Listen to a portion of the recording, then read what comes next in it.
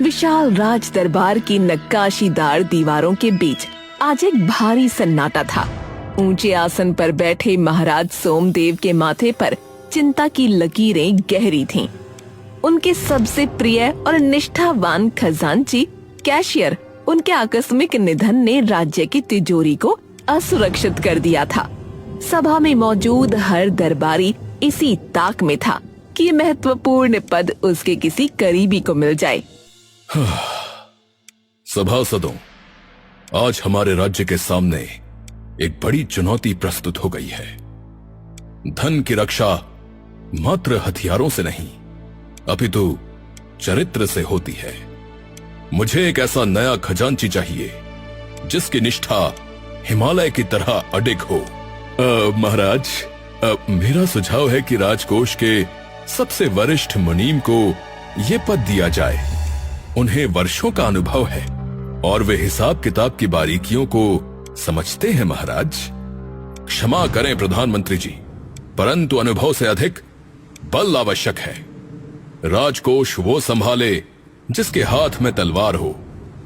कोई बाहरी शत्रु या आंतरिक चोर सोने की चमक देखकर फिसल सकता है। सेना का कोई वीर ही इसके योग्य है। सावधान सेनापति, तलवार धन की रक्षा कर सकती है, परंतु लोभ आत्मा पर वार करता है। महाराज, शास्त्रों के अनुसार खजांची वो होना चाहिए जिसे मोह माया छू न सके। हमें किसी विद्वान ब्राह्मण या संत को ये भार सौंपना चाहिए। आप सबकी ही बातें सही हैं, परंतु अधूरी हैं। मुझे न मात्र विद्वान चाहिए और न ही मात्र योद्धा। मुझे वो चाहिए जिसके सामने यदि हीरों का पहाड़ भी रख दिया जाए तो उसकी आंखों में चमक नहीं, अपितु संतोष हो। तभी बगल में बैठी महारानी सुलक्षणा, जो अब तक खामोश थीं, चर्चा में शामिल हुईं। महाराज, यदि आज्ञा हो तो मैं कुछ बोलूं?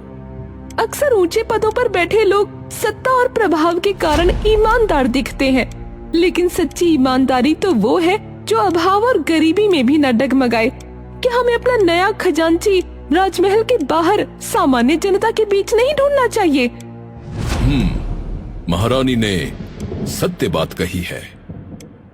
राजमहल के सुख सुविधाओं में पले बढ़े लोग खजांची वो बनेगा जो इस राज्य का सबसे निष्ठावान नागरिक साबित होगा, चाहे वो फिर किसी टूटी फूटी झोपड़ी में ही क्यों न निवास करता हो। दरबार में कानाफूसी होने लगी। दरबारी हैरान थे कि एक मामूली गांव वाला राजकोष का मालिक कैसे बन सकता है। मंत्री जी, अब ये आपकी कठिन परीक्षा है। आप अपनी बुद्धिमानी का प्रयोग करें, पूरे राज्य में भ्रमण करें, परंतु अपनी पहचान गुप्त रखें। मुझे वो मनुष्य चाहिए जो बिना किसी डर या लालच के सही मार्ग पर चले। महाराज, आपकी आज्ञा शिरोधार्य है। महारानी के सुझाव ने मेरा मार्ग प्रशस्त कर दिया है। मैं कल प्रातः ही वेश बदलकर निकलूंगा।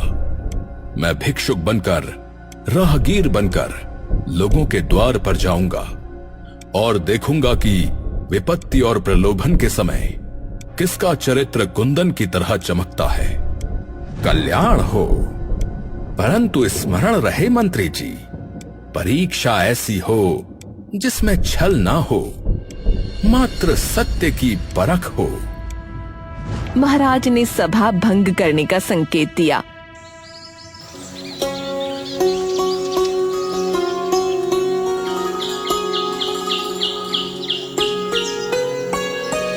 एक तपती दोपहर, सोमू चाक घुमा रहा था और मालती पास बैठी थी। उसके चेहरे पर चिंता की लकीरें साफ दिख रही थीं। पेट की आगे सूरज से भी ज्यादा तेज है। धैर्य रखो मालती, धैर्य रखो। धैर्य से भूख नहीं मरती। कल रात से अन्न का दाना तक गले के नीचे नहीं उतरा। मिट्टी का काम है, धीरज तो चाहिए ही। आज चूल्हा नहीं जलेगा क्या? शाम तक सब ठीक हो जाएगा। से घर में चावल का एक दाना तक नहीं बचा। आज ये मटके नहीं बिके तो कल का सूरज देखना भारी होगा। मालती, मुझे सब पता है। पता है? इतने शांत कैसे हैं आप? घबराओ मत, आज बाजार में हमारे बर्तन जरूर बिकेंगे। कल भी आपने यही कहा था, परसों भी यही। वो ऊपर वाला हमारी तकलीफ देख रहा है मालती। शायद उसने अपनी आंखें मूंद ली हैं। हमारा विश्वास ही हमें इस दलदल से बचाएगा। विश्वास से पेट नहीं भरता, रोटी से भरता है। हमने कभी किसी का बुरा नहीं किया, फिर हमारे साथ बुरा कैसे होगा? यही तो सबसे बड़ा दुख है, हमने कभी किसी को धोखा नहीं दिया। और यही हमारी सबसे बड़ी कमाई है। पर फल क्या मिला? दर दर की ठोकरें और ये खाली बर्तन। ये परीक्षा है, समय सबकी परीक्षा लेता है। फिर उस प्रधान का इम्तिहान क्यों नहीं होता? अरे उसकी बात छोड़ो। कैसे छोड़ दूं? वो दूसरों का हक मारकर जीता है, गरीबों का खून चूसता है। मालती, तुम उसके महल की तरफ मत देखो। क्यों ना देखो? इस गांव में सबसे बड़ा सुखी वही दिखता है। उसके घर में पकवान बनते हैं। देखो मालती, सुख मात्र चांदी के बर्तनों में नहीं होता। मालती, पर चैन की नींद तो उसे आती होगी। पाप की नींद कभी चैन की नहीं होती। दुनिया तो उसी के कदमों में झुकती है। डर और सम्मान में फर्क होता है मालती। हमें सम्मान नहीं, 2 वक्त की रोटी चाहिए। मालती, अपनी तुलना उससे मत करो। क्यों? क्या हम इंसान नहीं हैं? परंतु ये भी तो सोचो कि हम नेक इंसान हैं, वो नहीं। नेकी ने हमें क्या दिया? सिर्फ फटे हुए कपड़े। मुझे तो बस इतना पता है मालती कि जो बुरा करते हैं उन्हें एक ना एक दिन फल भुगतना ही पड़ता है। पर उसे तो सब कुछ मिल रहा है। अच्छाई का फल देर से मिलता है, पर मिलता अवश्य है मालती। मेरे सब्र का बांध अब टूट रहा है। बस थोड़ा और। अंधेरा घना हो तो समझो सवेरा करीब है। सवेरा होगा भी या हम इसी अंधेरे में गुम हो जाएंगे? भगवान के घर देर है, अंधेर नहीं। आज का दिन कैसे कटेगा, बस यही बता दीजिए। इनमें मेरी मेहनत है और तुम्हारी प्रार्थनाएं, ये बेकार नहीं जाएंगी। अगर आज भी ग्राहक नहीं आए तो समझेंगे कि ऊपर वाले को हमारी और कड़ी परीक्षा लेनी है। आप हार क्यों नहीं मानते? हार मान लेना ही सबसे बड़ा पाप है मालती। लेकिन भूख शरीर को थका सकती है, आत्मा को नहीं। आपकी बातें हमेशा मीठी होती हैं, पर पेट खाली है। कड़वे वक्त में मीठी बातें ही सहारा देती हैं। काश चमत्कार जैसा कुछ हो जाता। होगा मालती, अवश्य होगा। जब मनुष्य का सब्र अपनी सीमा पर होता है तभी प्रभु हाथ थामते हैं। क्या हम कभी सुख से सो पाएंगे? अवश्य, जिस दिन हम अपनी ईमानदारी का फल चखेंगे। प्रधान के पास सोना है, हमारे पास सिर्फ मिट्टी। सोना मिट्टी से ही निकलता है मालती, बस परखने वाली आंख चाहिए। भगवान करे आपकी बात सच हो। सच ही होगी, विश्वास रखो। मिट्टी की सौंधी खुशबू हवा में फैल गई। मालती चुपचाप उसे देखती रही। उसकी आंखों में अब भी आंसू थे, पर सोमू की बातों ने उसके गिरते हुए हौसले को एक तिनके का सहारा दे दिया था। धूप अभी भी तेज थी, पर कुटिया के उस कोने में उम्मीद की एक नन्ही सी लौ जलने लगी थी।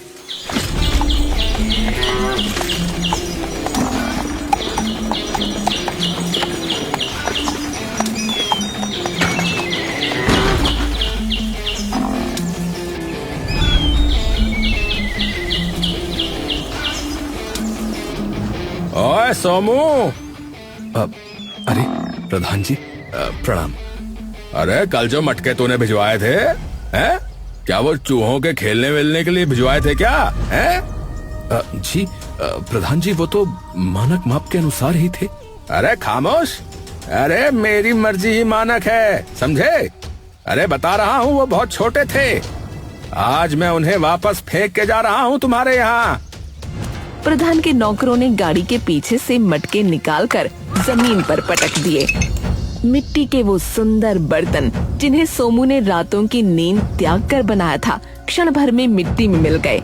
मालती के मुंह से एक दबी हुई चीख निकल गई। हुजूर, हमारी मेहनत। मेहनत? तुम जैसों की मेहनत की कीमत मेरी जूती की धूल के बराबर है, समझी? मुझे कल तक बड़े मटके चाहिए, बता के जा रहा हूँ। हाँ जी प्रधान जी, जैसा आप कहें, मैं नए मटके बना दूंगा। बना तो दोगे, पर अभी अपना कटोरा फैला दोगे? हैं प्रधान जी, घर में कल से चूल्हा नहीं जला है, इसलिए। अरे ये तो रोने लगा। अरे भाई ये लो, आज का काम चलाओ, लो। जानबूझकर कीचड़ के गड्ढे में फेंक दिया। सिक्का छपाक से गंदे पानी में समा गया। अरे उठा ले, तेरी औकात और कमाई दोनों इसी कीचड़ के लायक हैं। सोमू जड़ खड़ा रहा, जबकि मालती की आंखों से आंसू बहने लगे। मत उठाइए, हमारी स्वाभिमान के लिए उसे मत उठाइए। सोमू ने पत्नी को शांत नजरों से देखा और घुटनों के बल झुककर कीचड़ में हाथ डाल दिया। जब हाथ बाहर निकला तो उंगलियों में सिक्का चमक रहा था। प्रधान ठहाका मारकर गाड़ी के साथ आगे बढ़ गया। इतनी जिल्लत क्यों सहते हैं आप ये सब? मालती, कीचड़ सिक्के पर लगा है, मेरी निष्ठा पर नहीं। ये पानी से धुल जाएगा, परंतु प्रधान के मन की गंदगी कभी नहीं धुलेगी। मालती ने सिसकते हुए सोमू के कीचड़ सने हाथ थाम लिए।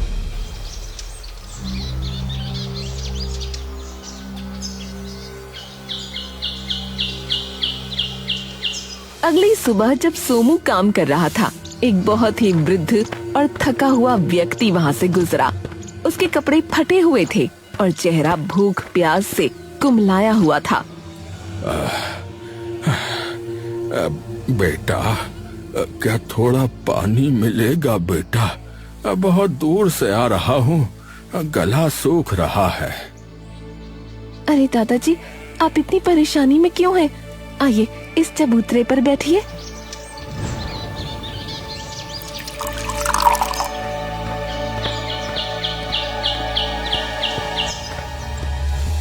दादाजी, ये लीजिए, जी भरकर पानी पीजिए।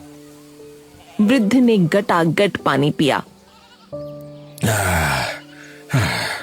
अरे बेटा, तुमने मुझे पानी पिलाकर मेरी जान बचाई है, मैं इसे कभी नहीं भूलूंगा। अरे दादाजी, ये तो हमारा फर्ज था। आप बहुत थक गए हैं, थोड़ा दलिया खाकर जाइएगा। तुम्हारी बातें तुम्हारे काम की तरह ही सोने जैसी शुद्ध हैं बेटा, तुम बहुत आगे जाओगे। जाते समय वृद्ध ने अपने झोले से एक बहुत पुराना, बदसूरत और काला पड़ चुका मटका निकाला। बेटा, मेरे पास तुम्हें देने के लिए कुछ नहीं है, बस ये पुराना मटका है, इसे रख लो बेटा, ये तुम्हारे काम आएगा, मना मत करना।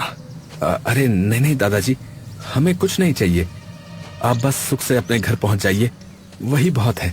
अरे नहीं बेटा, इसे मना मत करो, मैं ये खास तुम्हारे लिए ही लाया हूँ, ऐसा समझो।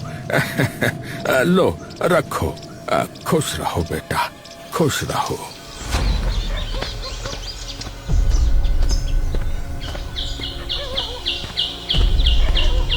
ये क्या अजीब बात है, हम खुद मटके बनाते हैं और उस दादाजी ने हमें ये टूटा फूटा पुराना मटका दे दिया। अरे मालती, उन्होंने यादगारी के तौर पर दिया होगा, इसे घर के कोने में रख दो।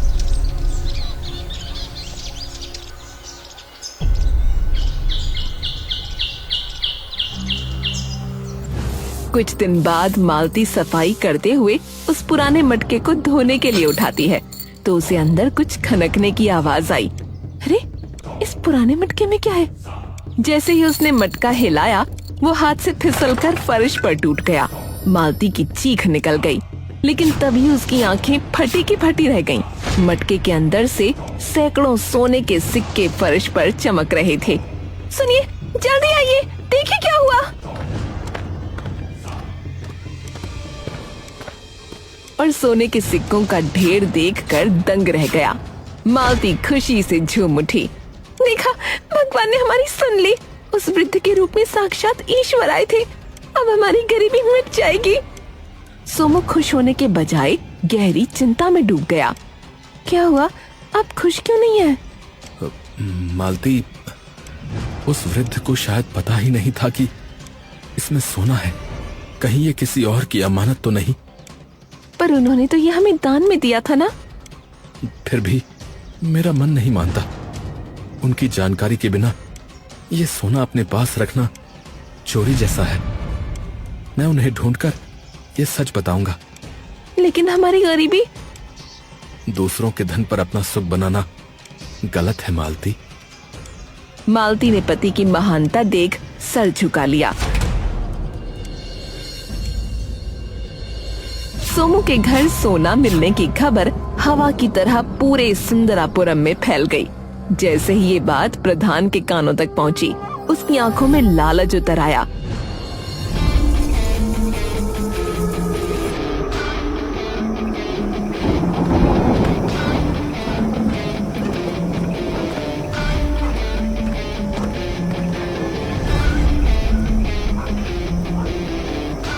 सोमू, बाहर निकल।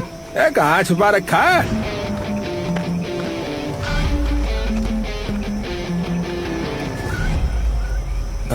जी प्रधान जी, इतनी रात को?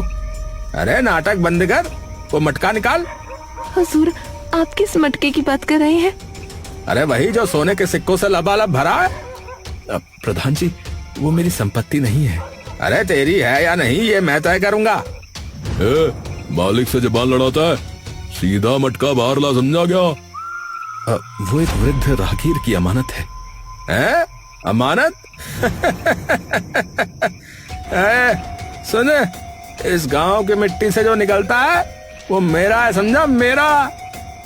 पर वो तो हमें उपहार में मिला था। उपहार?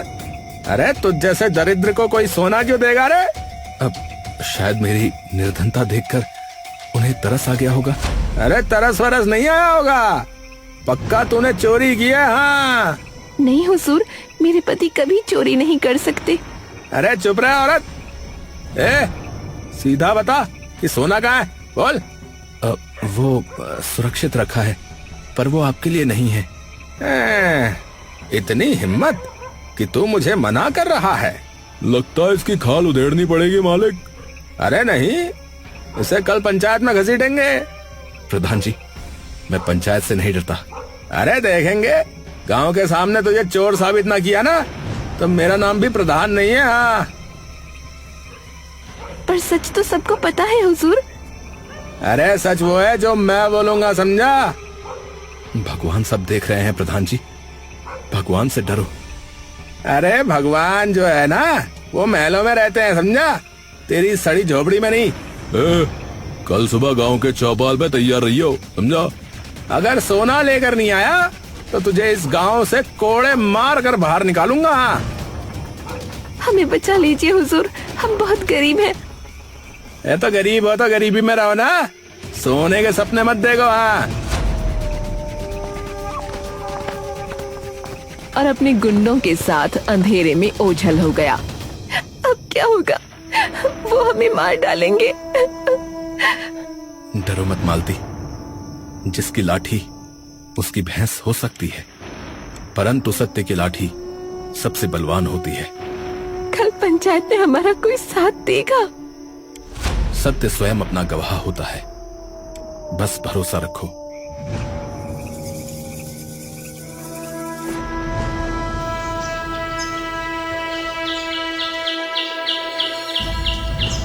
गांव के विशाल बरगद के पेड़ के नीचे पंचायत बैठी थी। पूरा गांव उमड़ पड़ा था। एक तरफ सोमू और मालती सिर झुकाए खड़े थे तो दूसरी तरफ प्रधान सीना ताने बैठा था। सरपंच ने अपनी भारी आवाज में कार्यवाही शुरू की। सोमू, क्या ये सच है कि तुम्हें सोने से भरा मटका मिला है? जी सरपंच जी, ये सत्य है। सुना आपने? सुना? अरे इसने मान लिया। चुप रहिए प्रधान जी। हाँ सोमू, आगे कहो। पर वो सोना मेरा नहीं है। फिर किसका है? वो एक वृद्ध राहगीर का है जो मेरी कुटिया पर आए थे। सब झूठ है, सब झूठ है। वो मुसाफिर दरअसल मेरे घर आया था। झूठ मत बोलिए हुजूर, आप तो उन्हें जानते भी नहीं। अरे खामोश। अरे वो मेरे पुराने मित्र थे और वो गलती से वो मटका सोमू की झोपड़ी में बोला है। क्या तुम्हारे पास इसका कोई गवाह है? अरे मेरे शब्द ही गवाह हैं। ये मटका मेरा है और मुझे वापस मिलना चाहिए। तभी भीड़ को चीरते हुए एक तेजस्वी व्यक्ति सामने आया। उसके शरीर पर रेशमी वस्त्र थे। उसे देखते ही पूरा गांव दंग रह गया। ठहरिए, न्याय का निर्णय मैं करूंगा। आप? अरे आप कौन है? मैं इस राज्य का मुख्यमंत्री हूँ मूर्ख। पूरे दरबार में सन्नाटा छा गया। सब सम्मान में झुक गए। महाराज की आज्ञा से मैं वेश बदलकर इस गांव की परीक्षा ले रहा था। पर वो मटका। प्रधान, तुम कहते हो कि वो वृद्ध राहगीर तुम्हारा मित्र था। क्या मित्रों के साथ ऐसा व्यवहार किया जाता है? जी जी जी मंत्री जी, मैं वो। झूठ मत बोलो। जब मैं प्यासा और लाचार होकर तुम्हारे द्वार पर आया था तब तुमने क्या किया था? मैंने तुमसे कहा था कि बेटा मुझे थोड़ा सा पानी दो, परंतु तुमने मुझे पानी की एक बूंद तक नहीं दी। उल्टा तुमने मुझे दुत्कार कर वहां से दूर करके भगा दिया था। मंत्री जी, मैं पहचानने में भूल हो गई, गलती हो गई। भूल तुम्हारे न पहचान पाने के कारण नहीं, अपितु तुम्हारी नियत में खोट के कारणवश हुई। तुमने एक प्यासे वृद्ध को भगाया और इस सोमू ने अपनी निर्धनता के बावजूद अपनी अंतिम रोटी और पानी मुझे दे दिया। आज तुम किस हक से इस सोने पर अपना दावा कर रहे हो?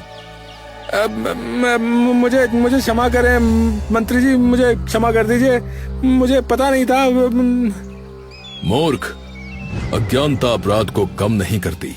तुमने न मात्र मिथ्या बोला, अपितु तुमने एक निर्धन की निष्ठा छीनने का भी प्रयास किया। मंत्री जी ने बड़े गर्व से सोमू की ओर देखा। सोमू, तुम्हारी सेवा भावना ने मेरा हृदय जीता था, इसलिए मैंने वो सोना तुम्हें दिया था। मंत्री जी, पर ये तो बहुत अधिक था। ये तुम्हारी निष्ठा का मूल्य है सोमू। तुमने सोना पाकर भी उसे अपना नहीं माना। यही तुम्हारी सबसे बड़ी जीत है। मंत्री जी का चेहरा क्रोध से लाल हो गया जब उन्होंने प्रधान को देखा। प्रधान, तुम जैसे लालची लोगों की वजह से ही राज्य की बदनामी होती है। अब मुझसे भूल हो गई मंत्री जी। क्षमा मंत्री जी। ये भूल नहीं है, ये पाप है मूर्ख। तुम्हारी सारी संपत्ति की जांच होगी और तुम्हें राज्य की तरफ से कड़ा दंड मिलेगा।